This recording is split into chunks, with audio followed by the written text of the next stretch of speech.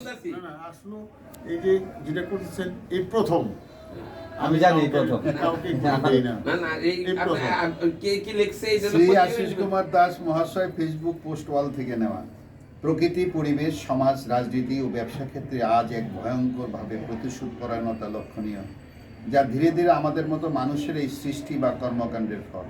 এর থেকে পরিত্রাণের জন্য দেশীয়, আন্তর্জাতিক, আঞ্চলিক ও ব্যক্তি পর্যায়ে অনেক প্রতিষ্ঠান ও সংগঠন প্রতিষ্ঠিত হয়েছে এবং কাজও করছে, কিন্তু দৃশ্যমান কোনো অনুকূল পরিস্থিতি লক্ষণীয় নয়।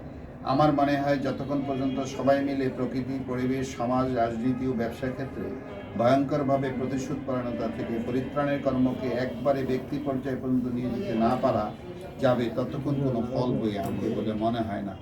গতকাল আমার বেশ কিছু ব্যক্তি, জনাব আলহাজ মোহাম্মদ জুলাস মিয়া বারবার সর্বসাধারণের ভোটে আরিয়াল বালিগাঁও ইউনিয়নের নির্বাচিত চেয়ারম্যান মহোদয়ের আমন্ত্রণে তার গ্রামের বাড়ি গিয়ে এক অভূতপূর্ব কর্মকাণ্ড দর্শন করার সৌভাগ্য হয়েছে বলেই মনে করব, যিনি জাতি, ধর্ম, বর্ণ নির্বিশেষে সকলের কল্যাণের জন্য কাজ করেছেন। বিভিন্ন ধর্মীয় প্রতিষ্ঠান